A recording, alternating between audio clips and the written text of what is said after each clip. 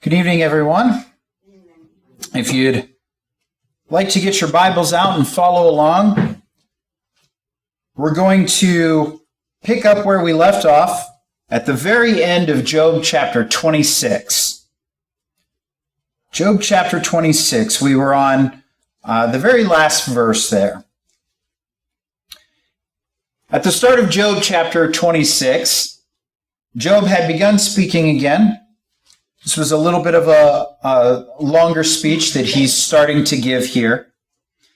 And he had been, where we left off, he had been praising God. He had been talking about God's might and God's glory, his almighty nature, how there was no place to hide from God. God knew everything. God's power resided over all creation. And so Job had been expanding upon this, talking about the glory of God.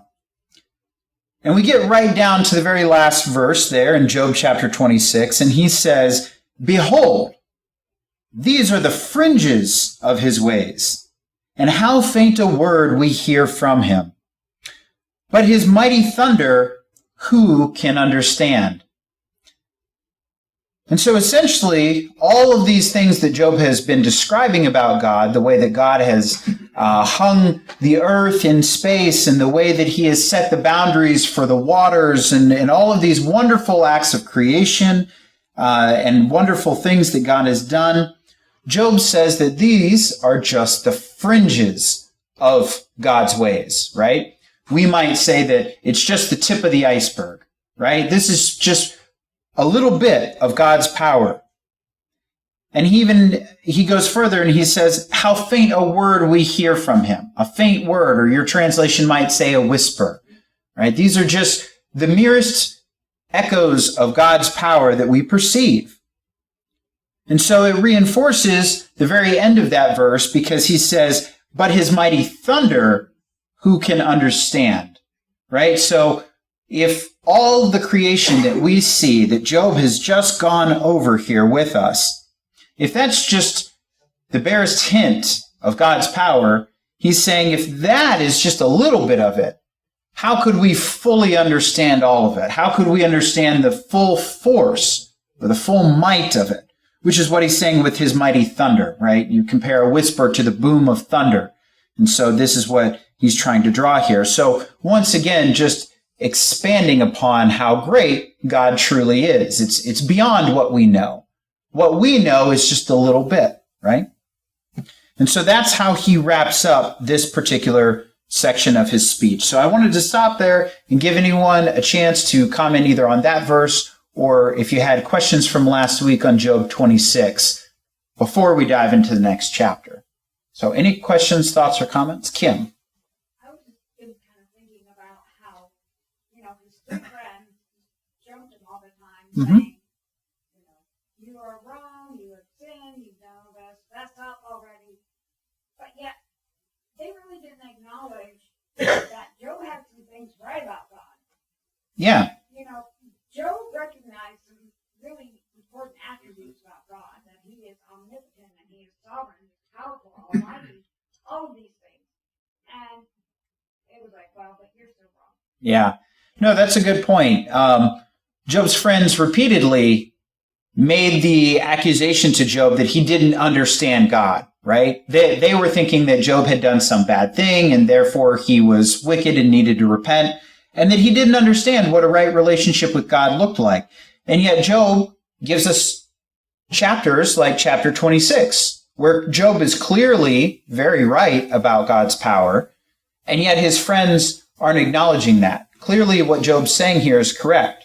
And that should show that he does have an understanding of God, which should throw into question their accusations.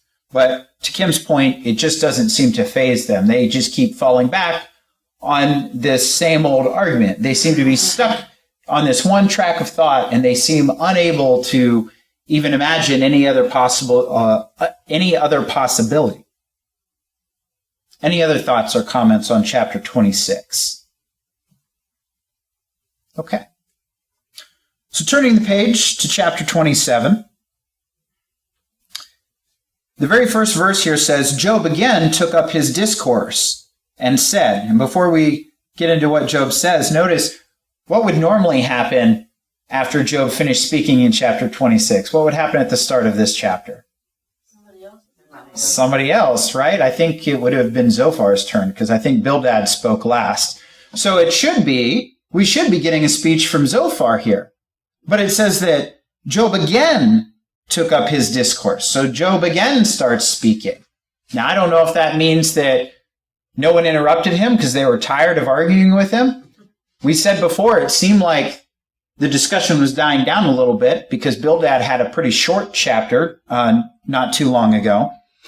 And so maybe that's the case. Maybe just Job pauses for a second, no one jumps in to rebuke him, and so he keeps going. That might be what's happening here. Or it could just be the author's way of saying, and Job is still talking here, not somebody else. Nonetheless, Job keeps talking, and this is what Job says. He says, "As God lives, who has taken away my right, and the Almighty, who has embittered my soul, for as long as life is in me, and the breath of God is in my nostrils, my lips certainly will not speak unjustly, nor will my tongue mutter deceit. Far be it from me that I should declare you right, for until I die I will not give up my integrity. I have kept hold of my righteousness, and I will not let it go. My heart does not rebuke any of my days." So the first question here, in verse 5, he says, "Far be it from me that I should declare you right." Who is he referring to? Who is you? Who's he talking about? He's saying he doesn't want to declare them right. What's that? Friends that came to help him. Yeah, his friends that came to help him, right? He's saying, I'm not going to declare you right. I'm not going to fess up to some imaginary sin and admit that, because that's not true, is it? Right? And that's what he says in verse 4. I'm not going to utter deceit. If Job just got tired of arguing with these guys and said, "You know what? You're right. I sinned." Well, that would be a lie, wouldn't it?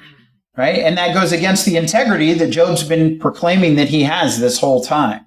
So Job is not going to admit that his friends are right, because that's false, right? Well, can't you imagine what they would do to Job if he did say, "I give up"? I mean, they would really crucify him then. Yeah, they wouldn't let it ever go then, right? But he's sticking to his guns, right? And he's saying, for as long as the breath of God is in my nostrils, and it's interesting when you look at these couple verses here, this highlights the spiritual conflict that Job is suffering from, right? On one hand, in verse 2, he's saying, God is taking away my right. He's the one who's embittered my soul, because God has allowed these things or permitted them or caused them. I'm in this rough state that I'm in. And yet at the same time, he's swearing by God that he's going to be an honest man. So notice that. He is conflicted with his God. He is conflicted with his relationship with God. Just meaning that he doesn't understand where he stands. He just doesn't understand why he's in the state that he's in. And so there's a conflict with God, but he still has faith in God. He still believes in God. He still thinks of God as his ruler, as his sovereign, right? Rick. Yeah, I just think that's an excellent thing. It's a very good example for us if we catch ourselves in a time where we're being kind of pushed to say something that's not true, that we know is not true, this peer pressure idea. Because these are his friends, right? And I mean, you would almost want to go along with your friends, right? You would want to have good, a good conversation or a good relationship. So it's just a good example for us to stick to it when we know we're in the right. And I know that this doesn't apply for everybody, but there are a lot of people that don't like conflict, right? We shy away from a conflict or a fight or an argument. We want good relationships with people. We want people to like us, right? And so that temptation exists for us to go along with something even if it's not correct, right? And this could be a case here where the pressure of Job's friends all on him could get him to admit to something that's not true. right? So there's a temptation there on Job, and yet he's saying he's going to stick by it, right? So I think that's a great point. And I think that the end of verse 6 is also very interesting. He says, my heart does not rebuke any of my days. What do you think he means by that? My heart does not rebuke any of my days. Donna? I think he's saying that he gets a regret. Yeah. I think that that's true. I think that that's what he's going for. The first time I read it, I thought what he was saying was, I'm not upset about how things have gone, but that's, when I read it more, I don't think that that's what he meant. Certainly Job is upset by the state that he's in. I think he's saying, the way I've lived my life, I don't regret that, which is the conclusion I came to. But it's also interesting because a few chapters earlier, Job had been in his conflict thinking back to the days of his youth. Do you remember that? And he was wondering if this was all punishment for his youthful days because he couldn't think of anything that he would have done to deserve this. And so now he was thinking to his youthful transgressions. And he was thinking of that. So it's interesting to me. Job does admit that he's not a perfect man, right? He's made mistakes in his past, in his youth, and yet he's saying he doesn't regret his life, which I think is interesting, right? How would you not regret sins you've made in the past? What do you think about that? Rick? Well, a lot of times we are where we are now because of all these things that we did in the past. And Yeah. it's like a bunch, like a million of little dominoes of decisions and things we've done. And yeah, some were bad, some were wrong. But if we didn't learn those lessons and do some of that, would we be where we are now, or would we? I don't know where we would be. It just varies, right? And Right. I, for one, and probably Job too, am happy to be following the Lord and happy to be with Him. So Right. I don't know if I'd want to change any of that. I agree. I think Paul's a good example of that. Yeah. And I think in the spirit of Paul, because he came to my mind as well, Paul would probably say something along the lines of, and does that mean I should keep sinning? Because that means I'm going to keep learning lessons? Heaven forbid, God forbid. It's those lessons that we've learned in life by making mistakes have helped to mold us into the people that we are today, right? However, it doesn't give us free rein to keep making sinful mistakes, right? We want to avoid that as much as possible. So I think that that's all the message that we're getting here from verse 6. So now Job has kind of stated his innocence, stated his resolve to stick to that. And now he kind of starts shifting tones again. He starts this new section in verse 7. So let's read a little bit here and see what he's talking about now.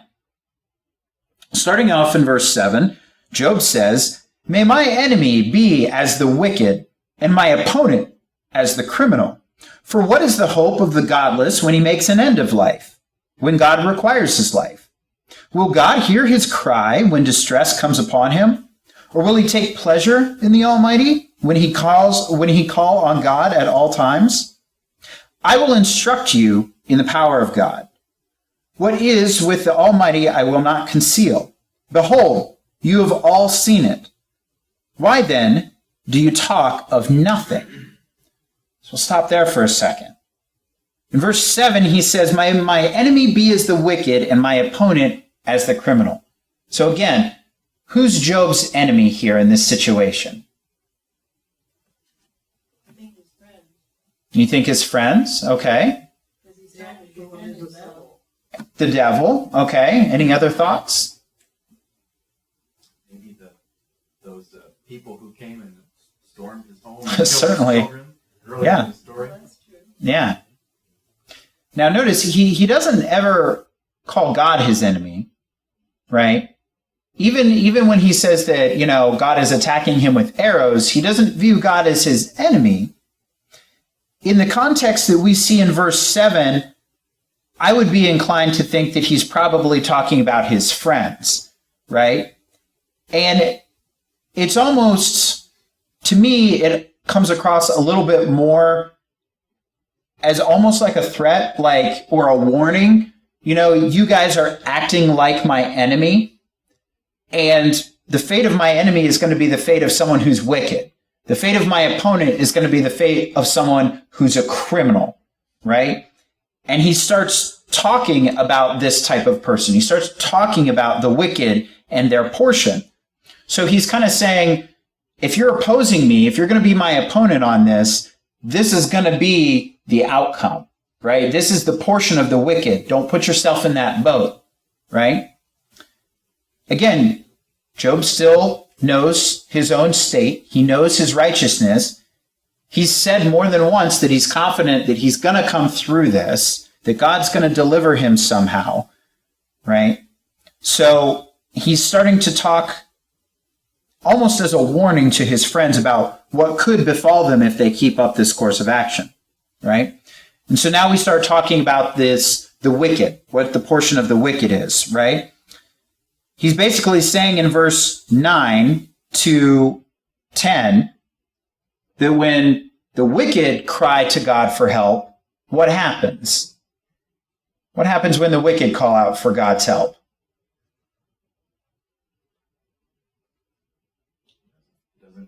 It doesn't work, right? It doesn't do anything. I think he's also making a point here that, you know, his friends have accused him of being wicked, right? And not righteous. But Job is stating that a wicked man won't continue to call on God, right? He says in verse 10, he says, will he call on God at all times? You know, maybe a wicked person will call on God when they're in a rough spot, right? You know, oh, I cheated on my test. I hope I don't get caught. I'm going to pray to God I don't get caught cheating, right? Or something like that. They might call out to God, but are they going to keep calling on God repeatedly like a righteous person would? No, right? And Job is showing his friends that Job is continuing to call on God. And so he's showing that he is righteous. He's not this hypocrite like they accused him of being. And he goes on further in verse 11. He says now he's going to instruct them in the power of God, which I think he's been doing this whole time, right? Especially in the last chapter, he was talking about the power of God. But he's going to keep teaching them about it. He even tells them, this is something that you should know, right? He says that you have seen this. This is not something that they should be unaware of. It's almost like Job's saying, why do I have to reteach you something that you should know? And if they know about this, why then do you talk of nothing? So again, all of Job's friends, their arguments amount to nothing. We even saw that they accused him of crimes that he never committed. Does anyone remember some of the crimes? They were ridiculous, yeah, but what was one? Give me an example. He didn't help the widows. He didn't help the widows, right? Yes, I am. Well, I'll remember that. I think he said he withheld pledges and stole from orphans and crushed them. You know, they made up these things, right? Well, God even said the very beginning of the chapter 1, that Job was a righteous man and he took care of everyone and everything. Yeah. What he did was good. Yeah, and so we know for a fact that his friends are talking nonsense, and Job knows that. Why then do you talk of nothing? Right? Continuing in verse 13, he says, this is the portion of a wicked person from God, the inheritance which tyrants receive from the Almighty. So notice there, this is the portion from God. This is what a wicked person is given from God. In other words, a punishment, right? This is what the wicked receive. And so now we're going to find out what is that punishment, okay? Starting in verse 14, he says, though his sons are many, they're destined for the sword, and his descendants will not be satisfied with bread. His survivors will become buried because of the plague, and their widows will not be able to weep. Though he piles up silver like dust and prepares garments as plentiful as the clay, he may prepare it, but the righteous will wear it, and the innocent will divide the silver. He has built up his house like a spider's web, or a hut which the watchman has made. He lies down rich, but never again. He opens his eyes, and it no longer exists. Terrors overtake him like a flood. A storm steals him away in the night. The east wind carries him away, and he is gone, for it sweeps him from his place. For it will hurl at him without mercy, and he will certainly try and flee from its power. People will clap their hands at him and whistle at him from their places. So what are some of the things that befall the wicked? What is this punishment that befalls them? What are some of the things that can happen to the wicked? Yeah. Well, interestingly, some of the things that his friends are, accusing all of this of Job and kind of seeing some of these consequences, like Sure. losing his children, right? Right. He's lost, Yeah. And people are hissing at him, and he's sort of scorned. That's sort of interesting that he's agreeing with them in a sense, although he's also saying, "But I'm not guilty." Right. And I think he's doing that on purpose, right? This whole time he's been trying to get them to accept the idea that a punishment that would normally fall on someone wicked could also be something that a righteous man experiences, right? And he's tried to show them, look, it doesn't go along with the general rule of thumb, right? The ancient proverbs of the times, the ancient wisdom of the world where, good deeds are rewarded, bad deeds are punished. He's saying sometimes bad things can happen to a righteous man.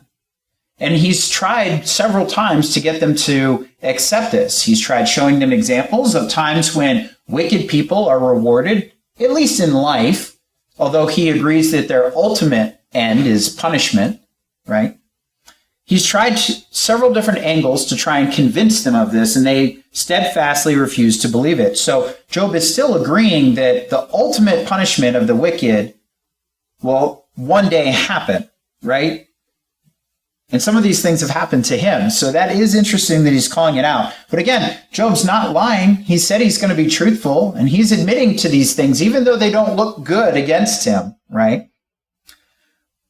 When I read through this, I was trying to think of some of the times when these different consequences that Job has listed out were seen in the Bible in other places. And I was curious if you were able to do the same. For example, the first one that came to my mind was in verse 14, when it said, though his sons are many, they are destined for the sword. Well, that one actually reminded me a bit of Saul, right? Saul had sons, and what happened to them, right? They were killed in battle, right? And I think that you can go through here and you can find examples within the Bible of several of these other things being the portion of the wicked. Pat. I looked it up this morning. It just dawned on me. If you want to look it up, Mark chapter 8, verse 36. Mark chapter 8. verse 36.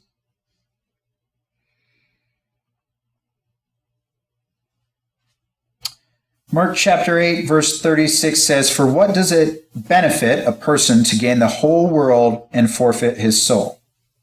Is that the one? Yep. Yeah, exactly. You can have the whole world and it's not going to do you any good in the end, right? I also thought verse 23 was kind of interesting just from a cultural difference. Oh, I'm sorry, Rick. I didn't see your hand. It's okay. Maybe I'm just dense. I do not get verse 18.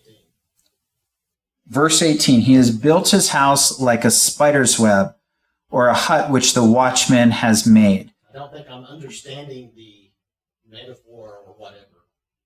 Yeah, I'm not sure. I don't know what a watchman's hut is like. I don't know if that's a temporary shelter.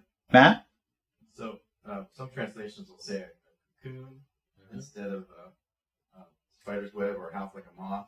And I guess that imagery makes me think of it's kind of a weak. Weak or fragile, maybe? Like you get your broom and swoop that off you're cleaning the house and it's gone. So maybe it's not strong, so it's not stable. Okay. Mine says temporary shelter. Temporary shelter. So maybe that's what it is. It's something that's temporary. Okay, so it's almost like the difference of building your house on the sand or the I rock. think In so. this case, you're not building a very strong place. a very Yeah. strong home. That would be my understanding. Okay, I just I didn't kind get of it. get from it too that, the wicked man's got all these things. Mhm. But in the end, he doesn't have anything because when he dies, it goes to somebody else. Right, exactly. It says that in the New Testament somewhere too. Yeah. Yes. And I thought that verse 23 was interesting because it says, speaking of the wicked, people will clap their hands at him and whistle from their high places. I think we have a different way of, getting angry with someone. Maybe we booze and yelling or shaking our fists at them. It's interesting to me that they would clap their hands and whistle. That sounds more like applause, but I don't think that that's what they're going for here, right? Matt? My translation says hiss there. Hiss? Okay, yeah, hiss. That sounds a little bit more what I would expect, right? Hissing. Booze and hissing. All right, let's see. So ultimately, to kind of sum up that chapter there, Job is talking about the fate of the wicked. However, while he's saying that, yes, these things have happened to me, he's not agreeing that he is wicked, right? He's kind of emphasizing the point that God is just. He knows that God is just. But really, that's never been what this argument is about. Job and Job's friends, they both agree that God is just. It's really been a debate back and forth about how God's justice is applied, right? Job's friends think it is very strict in this is the one way that it works. You're good, you get a reward. You're bad, you get punished. There's nothing outside of that. That's how simple it is, right?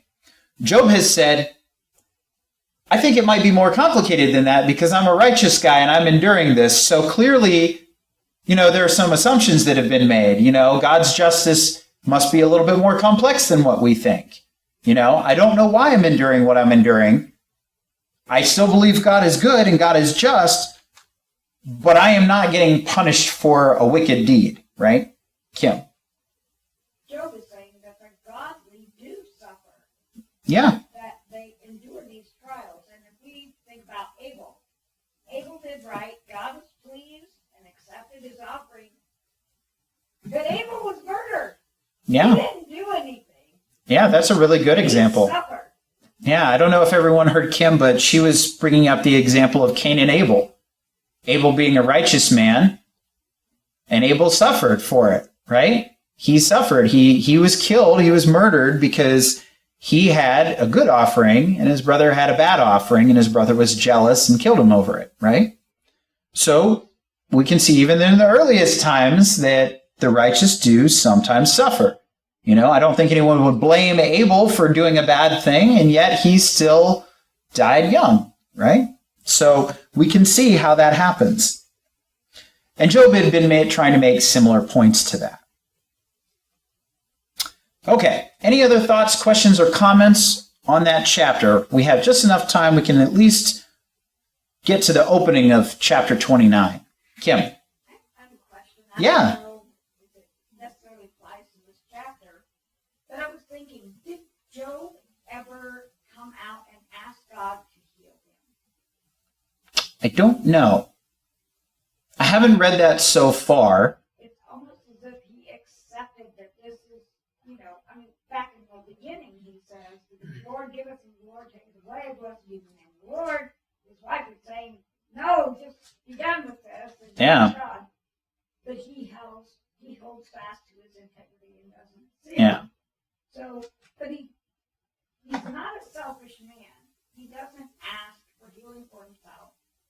This is a man who sacrificed, got up in the, early in the morning, went without sleep because he was concerned about his children and what they thought in their hearts. Yeah. Yeah, I don't know if that's stated anywhere.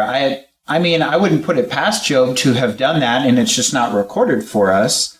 But I haven't seen anything that expressly states that anywhere, that Job prayed for healing and was denied it at that point. I think if he did pray for it early on. Clearly it was denied because he still had the boils and everything at this point. And that seems to be all part of this trial that he's enduring. But yeah, I haven't read anything like that yet. At the end, it says, and the Lord restored Job's losses when he prayed for his friends. Indeed, the Lord gave Job twice as much as he had. Yeah, but that's again praying for his friends, not praying for his own healing. Yeah, but when he did pray for his friends, it says, the Lord restored Job's losses when he prayed for his friends. Yeah, I mean, we do get to the point where Job isn't in this sorry state anymore. We do get to the point where he's restored, but we still have a few chapters left between there. We have some good learnings on everybody's behalf. Now, chapter 29 to me seems a little bit 28. I hit one too many. Sorry. Chapter 28. Chapter 28 seems to me to be a little bit different in tone. If everything that Job has done so far, he's been either refuting his friends, or he's been lamenting his sad state, or wrestling with this conflict that he's been suffering through of, I don't understand why I'm going through what I'm going through. And now chapter 28 seems a little bit different because it's almost like Job's getting a little bit introspective on the idea of wisdom here. So I don't know if that's because the argument has finally died down to the point where things are calmer, and maybe Job feels at a point when he can be in that frame of mind. Because like we said, there's been a lot of heated back and forth exchange. And in the beginning, Job was completely consumed by his despair over these things that he's endured. But now it seems like we've hit a different stage in this where he's being a little bit more contemplative about wisdom. And he kicks off chapter 28 and he says, certainly there is a mine for silver and a place for refining gold. Iron is taken from the dust, and copper is smelted from rock. Man puts an end to darkness, and to the furthest limit, he searches out the rock in gloom and deep shadow. He sinks a shaft away from inhabited areas, forgotten by the foot. They hang and swing away from people. From the earth comes food, and underneath it is turned over like fire. Its rocks are the source of sapphires, and its dust contains gold. No bird of prey knows the path, nor has the falcon's eye caught sight of it. The proud animals have not trodden it, nor has the lion passed over it. We'll stop there for a minute. You have to imagine Job's friends are starting to scratch their head like, wait, what's he talking about now? Where's he going with this? What is he talking about all these precious metals and how we get them? You know, what are you up to, Job? Where are you going with this now? And we'll find out where he's going with that next week, because we really don't have time to dive into that. But I promise you we will explore that next week. All right. Any final thoughts, questions, or comments before we wrap up? Yes, Pat? I think it goes to prove what he's going through. But sometimes we go to a friend's place and they've had a tragedy, Mm-hmm. and we want to console them and say a lot of things. And sometimes they just want to talk. Mm-hmm. Yeah. Sometimes they just need to And so this is probably what he's doing. give voice to those thoughts. Yeah. All right. So we'll pick up at the beginning of Job chapter 28 next week, and you can dwell on ancient mining practices in the meantime and how they did that. For the invitation, the main verse that I want to look at tonight, if you'd like to follow along with me, is James chapter 4 and verse 7. So if you want to turn over there, that's going to be the main verse for thought tonight. James chapter 4, verse 7.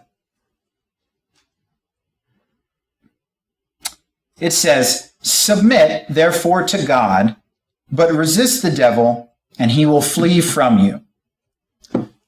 It's a short verse, but there's some really good advice and some insight there for us to look at. First is the fact that, we all encounter temptation from the devil, right? Trials and things that were put through to tempt us into sin.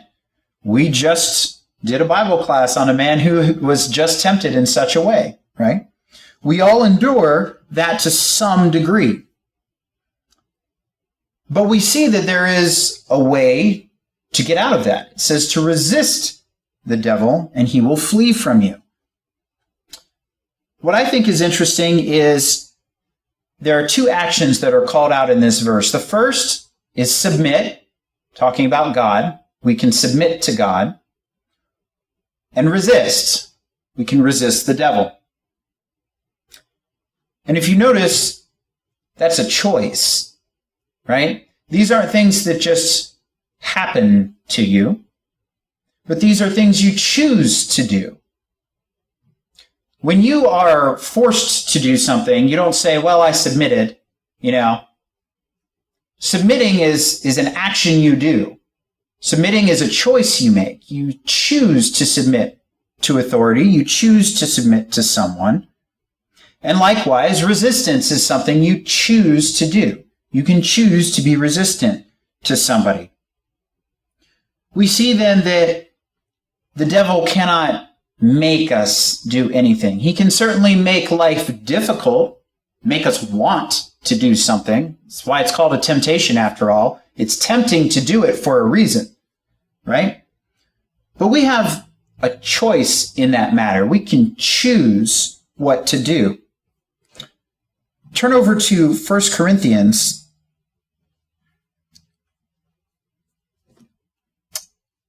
Whoops, I'm sorry. I'm going to pull up the right verse here. I had the wrong one.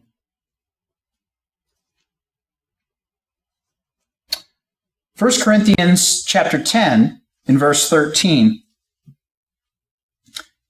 1 Corinthians 10 and 13 says, "No temptation has overtaken you except something common to mankind. And God is faithful, so he will not allow you to be tempted beyond what you are able. But with the temptation will provide a way of escape also, so that you will be able to endure it." The devil tempts us, and he can tempt us a lot, right? But notice there's a limit to that.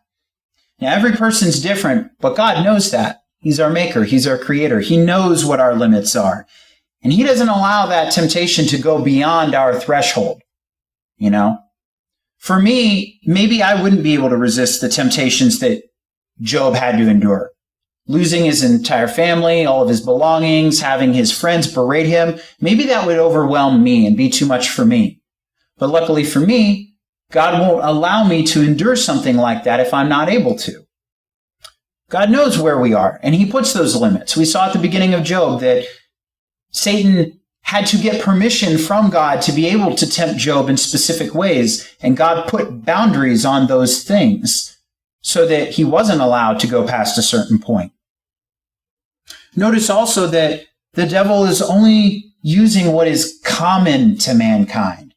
These aren't new tricks. They're all old ones, right? The things that we're tempted with are common things. Things like greed and lust and dishonesty and fraud and jealousy and envy and all those things, those are common things. And God gives us solutions to those. Where I'm going with this is that the choice to follow God is a pretty easy one. And yet we still fall from time to time. We still make the wrong choice. Because at the end of the day, it's kind of like back in the garden. Our choice is still the same as what Adam and Eve faced, which is, do we obey God or do we not obey God? We can choose to trust in God in what he defines as right and wrong, or we can reach out and take that forbidden fruit and choose to define what right and wrong are for ourselves, right? But ultimately, that action is a choice. We choose what we want to do, whether or not we submit to God or whether we submit to the devil, right? Whether we resist God or we resist the devil. That choice ultimately lies on us. And what's great for us is if we do choose to submit to God, we don't have to worry about having the strength to overcome the devil's temptations, because God is an endless fountain of strength that we can draw from by choosing to submit to him.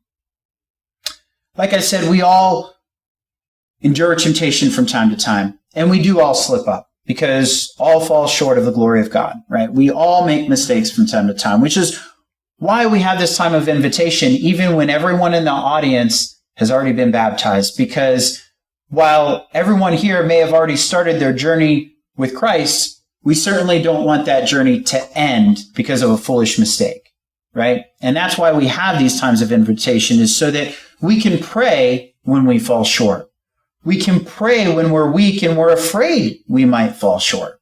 We can pray when we know that there's someone else suffering and we're afraid that they will fall short. We have a time where, as Christians, we can come together and help to build one up in spirit and in truth the way that God intended. If you have any need that falls along those lines tonight, I pray that you would come forward and make it known while we stand and while we sing.